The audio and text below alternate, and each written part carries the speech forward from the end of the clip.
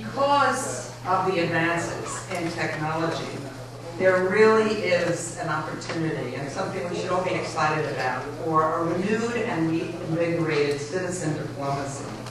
In fact, as someone said, the world is now involved in an ongoing, constant conversation.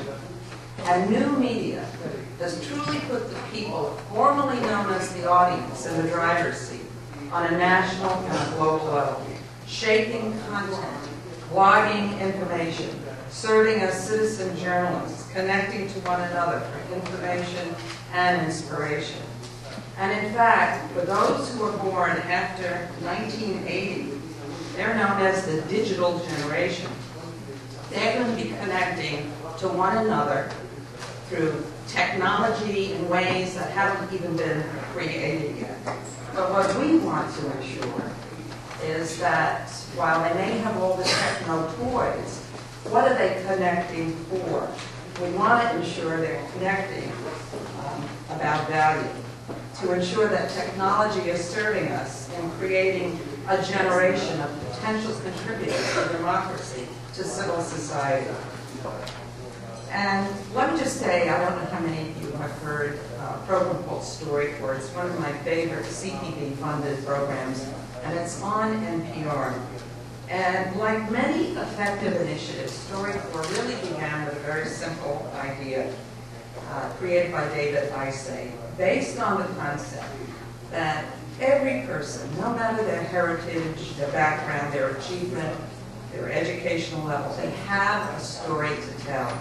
StoryCorps invites one person to interview another, and at the end of the session, which can run 30, 40, 50 minutes, the person interviewed is given a CD, and another copy is sent to the Library of Congress. So for years to come, the story of average and not so average Americans will be available to friends and family and future generations to know that these people were here and that they mattered. And I truly would like to see StoryCorps travel out the Arab world so we can hear the wonderful stories just waiting to be told and understand that we really have so much in common. And that truly is where education and media come together, benefit of all of us. Thank you.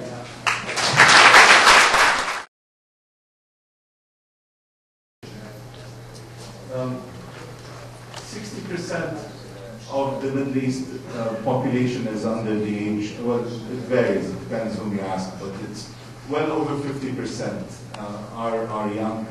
In some countries it's as high as 60%. And that's where the future is. And as Stuart mentioned, and as Patricia mentioned, those are the digital generation. I think the impact has been tremendous when we see how the internet is being used. Today there are 42 million Arab internet users, and that only represents 3% of the world online users. That is expected to grow at a phenomenal rate over the next few years. By 2015, that number is expected to reach 15% of the world's online community.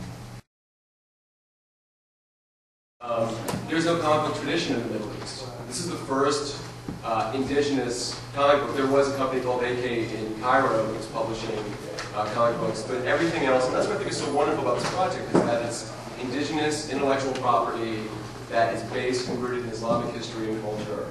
And that's a sort of novel and new concept when it comes to comic books. And so not only are they introducing this product, but they're trying to create a market for this product at the same time. So they bought the license to Archie and the DC and Marvel, Superman, Batman, Hulk, translated them into Arabic, and so they're trying to create a comic book market here where they can introduce the 99, but even selling Archie and Superman, Batman, which have this global franchise that extends that part of the world, through movies and everything, they're still not getting much traction.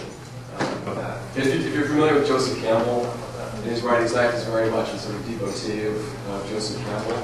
This whole notion of archetypes, and now I can show you how Superman relates to how Superman basically is a modern-day prophet. I sort of looked at from the pages of the Bible. So he's basically saying that there are these sort of cultural archetypes that pop culture is built on, This is not into more detail in the film, and the 99 being an example of that with Islamic goals. I'm also a devotee of Joseph Campbell, and so I immediately started looking into churches, mosques, and synagogues and temples in Second Life just to see what people were doing. And I was stunned. And so the first week or so that I was in Second Life, which is it's a three-dimensional virtual environment on the computer, for those of you who aren't familiar.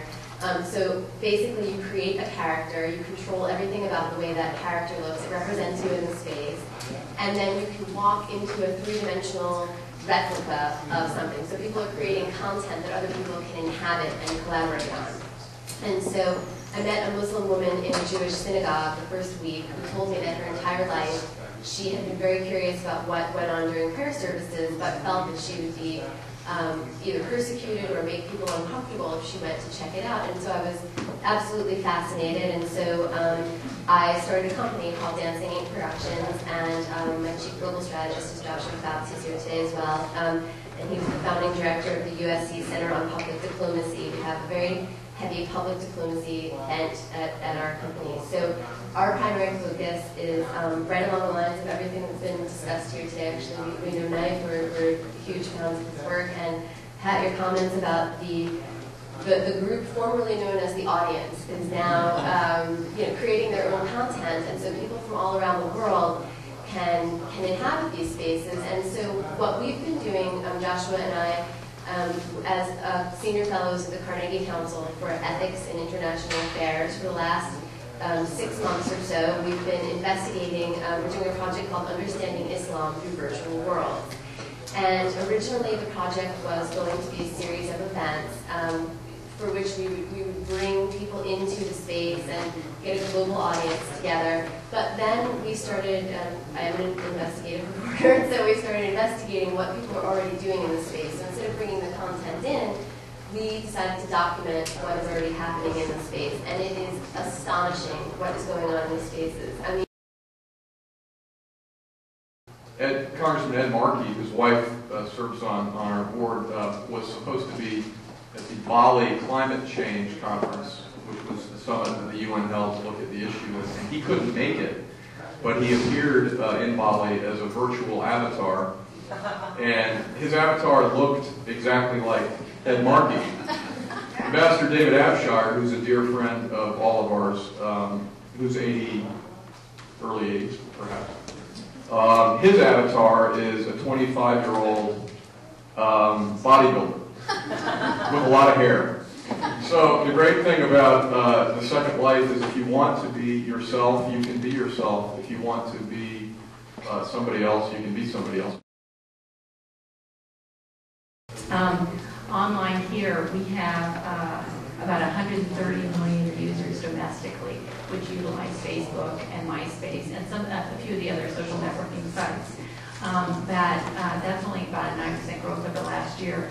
The biggest growth internationally is actually in the Middle East and in Africa. They have about 30 million users, according to the most recent Comscore's report, and that's a 66% growth over last year. And the trajectory, they think, will continue at that rate. It's going to expand more rapidly as there's interconnection with the internet and obviously increasingly usage of global mobile phones that have internet connectivity. Also, while we use Facebook here, there's lots of different types of, as we've talked about, social networking sites overseas, including Vivo in Europe and Sephora, which is Google's rapidly growing site in Brazil and India. Of relevance in the Middle East has been, on the upside, in addition to social networking, is blogging. And blogging has really become a news and opinion clearinghouse, as many of you know who live there in the Arab world, allowing freedom of expression and absence of censorship, and with a caveat in those countries that have not shut down certain sites that do blog. Many have hundreds of thousands of regular bloggers on politics, food cooking sites, and what has really been neat about blogging is that it really does cut across different demographics in age and gender and education, and really has allowed an interconnectivity in affinity groups that is heretofore seen and allowed a lot of user creativity. And I think probably in that you allow for more increasing democratic processes and to learn skills to accept differing views, even if you don't agree with them.